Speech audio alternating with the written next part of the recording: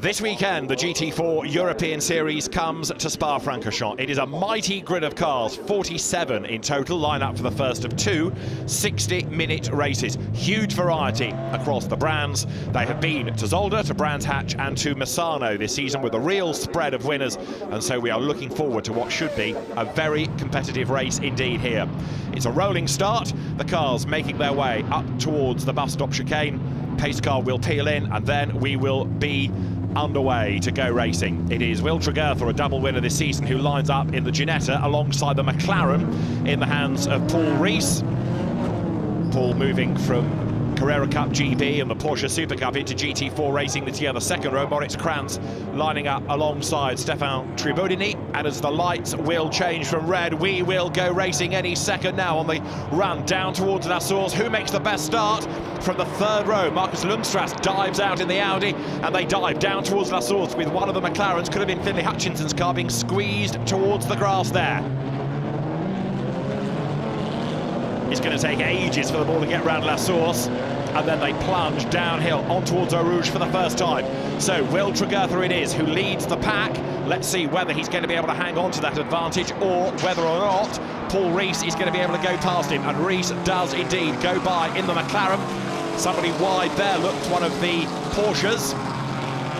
Out wide goes the Auto Orlando sport car, Giuseppe Getzi and Alessandro Giovanelli's car. So Paul Rees has the race lead as they climb up towards Les Cons for the first time. Tregertha dropping back in the pack then. The Ginetta G55 has really been mugged, look, as they turn now up through Les Cons. Moritz KRANZ going strongly in second place after Paul Rees and doing his best to bring down that gap. Down to Bruxelles they come for the first time of asking. Paul Rees leads the way, trying now to build that advantage. It's Nico Rindlisbacher who will do the second stint in that car. And there, look, number 76 Porsche with a flat tyre. So he saw it go wide, and Giuseppe Getzi limping round to the pit lane. Whether the puncture was the result or cause of the excursion, hard to gauge. But either way, that car is going to lose a lap as it limps down to the pit lane. Through the pith path, out of Pouen they come. And that shot alone gives you an idea of just, first of all, how varied the grid is, full of different brands, but also how many cars are on circuit. 77 Audi through, the Patrick Zamparini and Shaba Moore car. There, Mercedes versus the KTM versus BMW, all shapes and sizes. And another one in strife is the number 33 Mercedes, that from Bullet Racing, Stefan Patrick and Andy Merrick's car. A replay here of what happened at the start of the race, and there was contact. Giuseppe Getzi was turned sideways. One of the Audis got into the side of him, one of the Audi R8s, and Giuseppe Getzi on to the runoff area. And then here, look, 33, Stephen Patrick gets it wrong, coming down to Pouen, and around he goes. So up front, it is Paul Rees leading the way, trying to break clear of Moritz KRANZ, but actually the Porsche Cayman has brought down the gap to the McLaren. Up towards the timing line they come. The McLaren has the advantage, but it's a modest one as they come over the line. The 570S leads the way. Paul Rees it is, quick in a straight line. Look, gaps the Porsche by a length, but he's not really scarpering into the distance, is he, as they turn their way now through La Source. Battles rage on all the way up and down the order. Number 5, Audi Milan Dodge, double winner this season, looking for a way to gain ground, and more drama. Mercedes have got themselves together, and there's damage to both. Paul Rees gets away a little bit more as they come through Eau Rouge, but drama at the hairpin this time. Those two Mercedes getting into each other, and that brings out a yellow flag, just trying to piece together who it is that we've lost out of all of that, because the two cars, one of them I think is the Lechner Racing car of Jakob Scherber and Florian Janitz, the other could be the Sellerslag car, Bas Schouten and Sam de Jong. There, through on the inside line goes number 1 BMW, Simon Knapp, Max Kobolt's car. Now that has been very consistent all season. Simon Knapp, former single-seater gun at the wheel, goes up into 4th place. It's not been a winning car, but it has always been there or thereabouts. The BMW M4 GT4, it always looks more like a touring car, but it's a very competitive car in GT4 trim. Yellow lights flash. The incident workers go to work at La Source, and out comes the safety car. So that is going to bunch up everybody and deny the quick drivers a chance of making some headway in this. The faster drivers always need as much track time as they can to make a difference, but they're not going to be able to do that now. Now here's the replay. Let's see whether we can see who did what to which and to whom. We're looking at the Audi squabbling. You see them get Andoncha through, and the Mercedes have already made contact with one another coming into the braking zone. So the contact is made, the incident happens, both cars limp to the outside of the road, both rather crab-like with the broken suspension, and both out of the race. Green flag waves, we are racing once more here. Down towards La Source, Paul Rees it is, trying to make good his escape. Now remember that everybody has to make a mandatory pit stop in this race. There are one or two soloists, the bulk are all double driver entries, and so you take one driver out, you put the other driver in, and that inevitably is going to change the face of the race, because there'll be some cars that go better with the quick driver in at the start, others will have the quick driver in second. Really hustling on there, look, as they climb the hill, the Mercedes versus the opposition, and Paul Rees up front doing his level best still to pull clear, but this has been a very good first stint by Moritz KRANZ in the Porsche in second spot. Paul Rees then, whose father was one of the founders of the Arrows Formula One team, accelerates through Les Combes, getting his head down now, trying to pull clear, but he and co-driver Rindlisbacher both very competitive, evenly matched, and that's what you need in all of this. It's all very well having a gun driver who is very quick, but if the co-driver is very slow, then you're not going to win many races. But if you've got two evenly matched drivers, both that are quick, then you've got a really good, strong chance. And GT4 racing this year really has exploded in terms of popularity. So many more cars, but crucially, more and more brands being represented. There's BMW, Mercedes, there's Audi, there's Aston Martin. We know about McLaren, we know about Porsche, there's KTM, there's Alpine here this weekend, plus Ginetta, of course, as well. Replay of the start, have a look for the third row of the grid where Finlay HUTCHINSON was squeezed across onto the grass. He got away with that but lost places as the cars dived down towards La Source. Out of the hairpin, on the power, one or two running a little bit wide out wide there. Now pit window is open. Finlay HUTCHINSON, number 10, comes in, and that now means that behind the wheel is going to be Ricardo Van Der Ende. This is the GT4 car, badly damaged at Brands Hatch back in early May. Ricardo Van Der Ende, single-seater champion, GT4 champion, behind the wheel, and Paul Rees looks like he's got a problem in the background. The McLaren limping down towards Bruxelles. Now what has happened here? Is that mechanical? Or is it a puncture? It's a punctured tyre by the look of it on the right front. So Paul Rees, after all the great effort early on, has got a major, major drama, and he's got to limp round to get back to the pit lane. There it is, look, it seems to go pop under braking for Les Combes. So maybe that had been deflating over the previous lap, but it's now certainly gone pop for Paul Rees. The KTM with the very distinctive front, push that forward, driver's escape, this number 23. Of Laura Krahammer, and for this weekend, Eike Angermeyer, the second driver. Now number 69, Moritz KRANZ here, diving up towards the bus stop and flicks the car into the pit entry lane. Now Moritz KRANZ is on his own. He is one of the very few solo drivers, so that car should run at the same pace race long. It's a great looking car as well, the Cayman, bullet shaped. The GT4 with that permanent wing. Of course, Cayman road cars have the option of having the wing popping up and down, or you can set it, but that's a permanent aerodynamic wing rather than for effect on the motorway. Number 5 Audi hustles on. This the Phoenix racing car. Milan Donja started it on the 4th row, and Nikolai Moller-Madsen will take over. They had a win at Zolder, and they inherited a win because of penalties at Brands Hatch. Rest of the field all filing through. Keep an eye also to the HHC Motorsport Ginetta G55. There it is in the background. The Ginetta on the back there, you can see of the Alpine of Stephane TRIBAUDINI and Pierre-Alexandre Jean. Last lap into the bus stop. It is going to be a race win here at Spa, the 3rd of the season for Nikolai Moller-Madsen and for Milan Donja. Checkered flag at the ready. Audi wins at Spa. A great drive by the two of them. Second is going to go the way of Finlay HUTCHINSON and Ricardo Van Der Ende, and then the fight for third. TRIBAUDINI and Alexandre Jean's Alpine is just going to keep Stuart Middleton at bay. Up towards the line they come, and it is the Alpine that prevails, but only just. A good last stint by Pierre-Alexandre Jean to keep Stuart Middleton behind him. Still they come pouring over the line. Number 111 BMW here, the car of Romano Brescu and Gabriele Piana that was victorious at Misano. That is on target for 8th place in what has been a very lively first race for the GT4 European Series here at Spa-Francorchamps.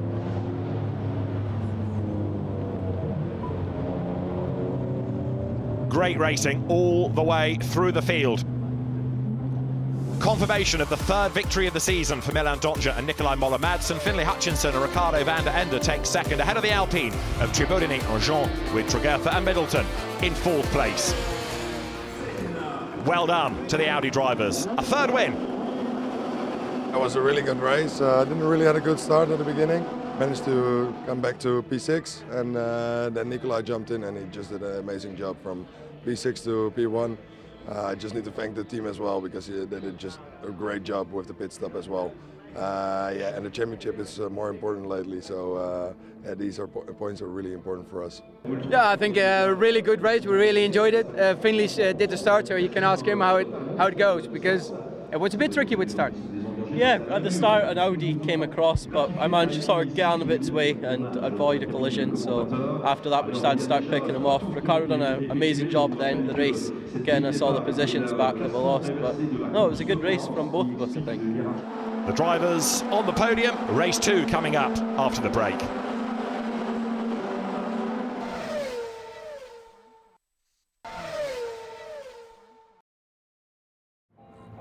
Race 2 of the weekend here at Spa for the GT4 European Series set to get underway. This enormous field stretching back to La Source. The last couple of cars just making their way into position as we get set to go racing. On pole position is Pierre-Alexandre Jean in the very distinctive Alpine. Stuart Middleton alongside him, and these two had a great battle late in race 1. It's going to carry on seemingly into the start of race 2, which is about to get underway. Cars now accelerate their way down towards La Source. We will get set to go racing when the lights change.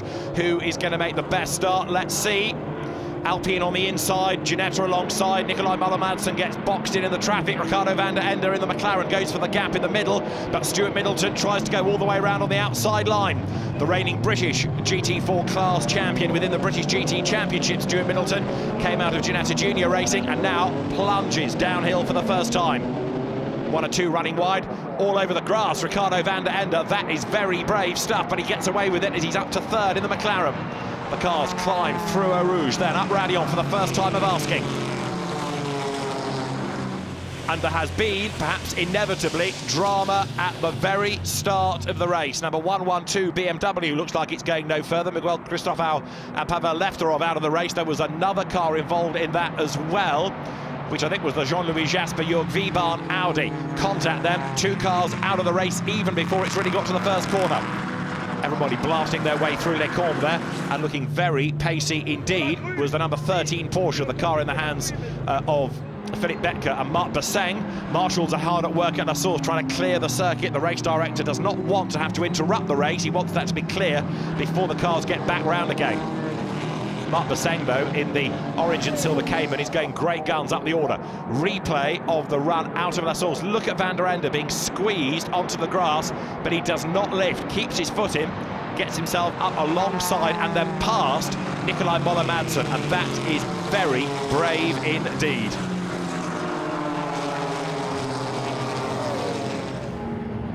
The race-leading car is the Alpine, Pierre-Alexandre Jean at the wheel of it, and then Stuart Middleton is tucked up behind him in 2nd spot. These two getting away slightly from Ricardo Van Der Ende in 3rd place as they come out of the bus stop, up towards the timing line now. In 4th, it's Nicolai Moller-Madsen. So the regular front runners, certainly from previous championship rounds, as well as from here this weekend, because you include the Alpine in that, are there at the pointy end of the field once more. And Van Der Ende defends the inside line coming into La Source here. Through that right-hand hairpin, plunge downhill now. Another car to look for is going to be the McLaren of Nico Rindlisbacher and Paul Rees that was doing so well leading race 1 before a puncture.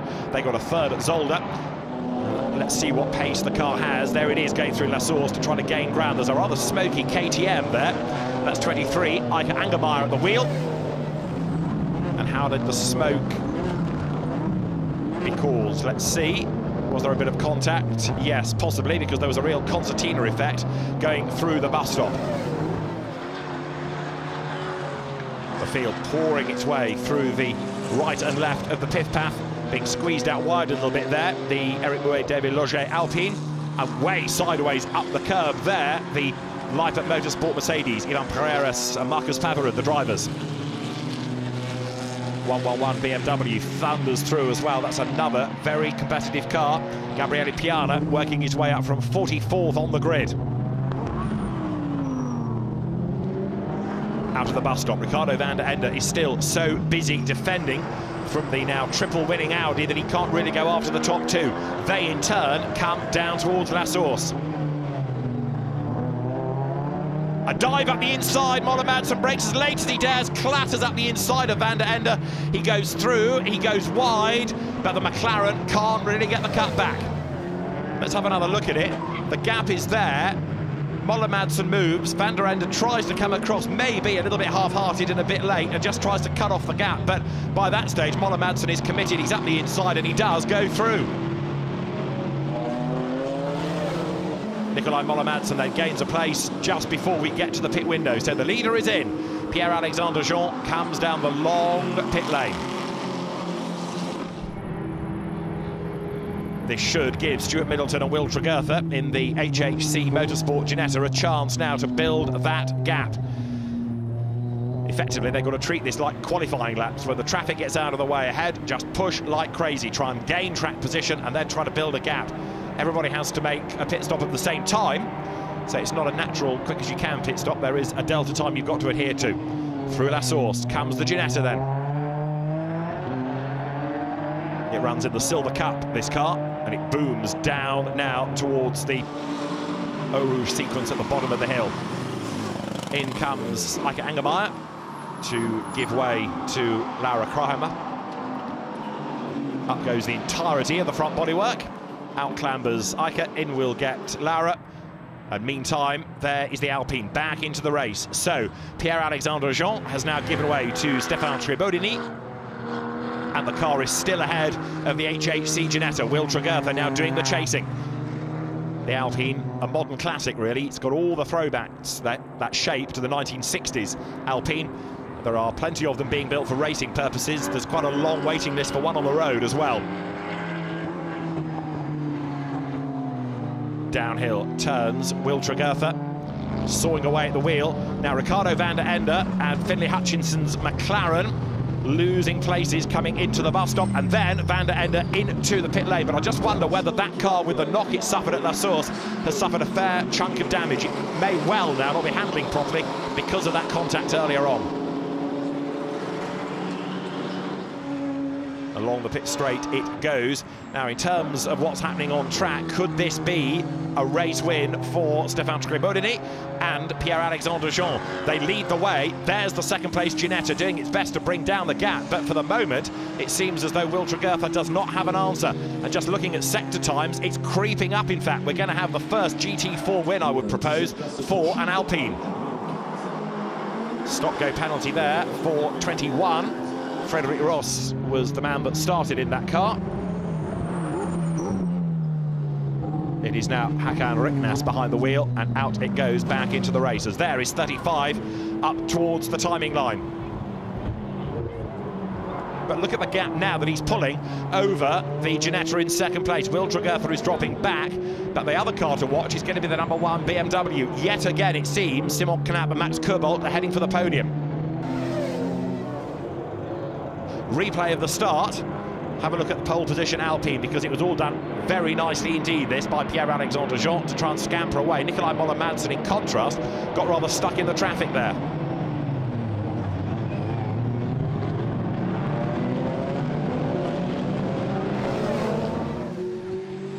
For the Alpine, however, it is going to be a race win. That car leads the pack, and the gap is widening just ever so slightly. Out of Blanchimont comes a hard-charging Stephane Tribaudini, and off into the gravel has gone a BMW. Now, that doesn't narrow it down much. Which of the BMWs is it that has plunged off the road? The dust settles. 37, that looks like Akhil Rabindra and Stefan Lemere's car. So that is a yellow flag zone, and it is Ricardo Van Der ENDE, former British Formula 3 and Formula 4 racer, who is off the road. And how did he get there? Was it self-induced, or was there any contact? There was contact. The BMW gets a little whack from the KTM, and he's fired off across the gravel. Van Der ENDE into the tyres, into retirement. It won't affect Tribaudini, however, because he is on target for the checkered flag and a race win. He turns now through the pith path, through the right, through the left, and Stephane Tribaudini now looking good for a race win. And look at the way that over these last few laps he's managed to shake off the HHC Ginetta behind him. CMR, the team that runs the slightly dented Alpine, but it's going to be a very popular win as well, and just further illustrate how competitive the championship is this year. We've had wins for Audi, for Ginetta, for McLaren, for BMW, and now seemingly Alpine is going to be victorious as well. Through the bus stop for the final time, Stephane Tribaudini and Pierre-Alexandre Jean can celebrate a GT4 European Series win here at Spa-Francorchamps. Second will go to Will Tregertha and Stuart Middleton. And third, a little way back, is going to be Simon Knapp and Max Kobold. That car having lost chunks of time earlier on, but closing up the order. And a Pro-Am win will go to Stephen Patrick and Andy Merrick. Honours in the Am class to Moritz KRANZ. There's number one, heading for third place, Knapp and Kobold, up towards the timing line. But good class victories for the Bullet Racing Mercedes of Stephen Patrick and Andy Merrick, and the Milner Motorsport Porsche of Moritz KRANZ in the Ams. There is indeed Stephen Patrick and Andy Merrick's Mercedes. Stephen had a spin in the first race, but the car making its way up towards the timing line, and that's going to finish the Pro-Am winner in 8th place overall, 7th just up the road ahead, Moritz KRANZ, the winning Am. But outright, Stephane Tribaudini and Pierre-Alexandre Jean, the winners from Will Tregertha and Stuart Middleton. Simon Knapp and Max Kobold 4th ahead of Bas Schoten, and Sander Jong in 4th place. There are some elated drivers making their way to the podium. Victory with the Alpine, the first one. It's really great. I thanks a lot my teammate Pea and all the team CMR, Signatec, and every person. Yeah, it was a great weekend. We did a great work on the car. We pushed the limits on the setup and everything. The team did an amazing job, my teammate also. So yeah, perfect weekend. It's always good to finish like this and taste this champagne on the podium. It was like I was starting like second to last or last position, and was going through the whole field. We had some contact, some rubbing. And then the heat, so it was a tough one, but in Spa it's always fun, and the car was very well prepared, so it was a lot of fun. Let's hear from the Pro-Am winners. It's taken us about 18 months to get the team really sharp, and we've got a fantastic team. So like everything, it's not just us, it's everything that goes into the background and all the work. And so, you know, this is the whole team. We're just the little piece at the end. Celebration time here at Spa-Francorchamps after 2 fantastic races.